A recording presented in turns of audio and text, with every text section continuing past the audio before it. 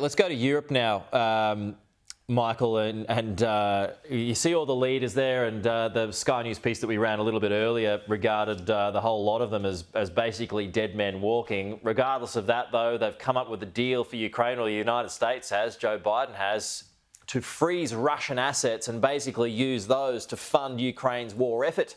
What do you make of that? Well, this is actually two sides of the same story.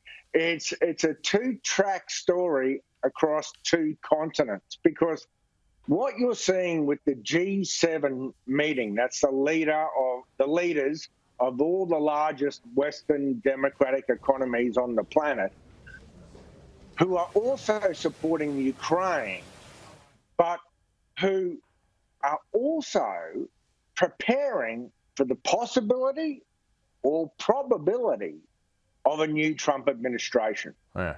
President Trump has made it very clear he does not appreciate the transatlantic alliance as every other American president has.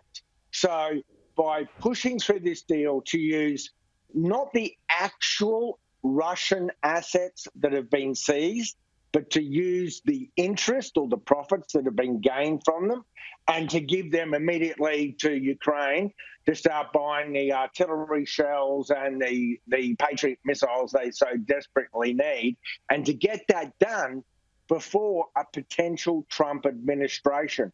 We also saw the Biden administration create a new deal with Ukraine for the next 10 years to try and enshrine a pattern of funding and training and cooperation that will continue in the face of Russian opposition. However, that only has the power of an executive order, and that could be reversed by a new Trump presidency. And let's face it, in Europe, the only people who would want to see a Trump administration are the Russian President Vladimir Putin and maybe President Orban of Hungary. Everyone else is very nervous. Well, the voters in the recent election, a lot of them heading more to the right now, so maybe they'd be open to that as well, as the US lurches to the right after 4 years of Democrat power. But Michael, we're out of time. Good to see you, though. We'll chat to you again soon.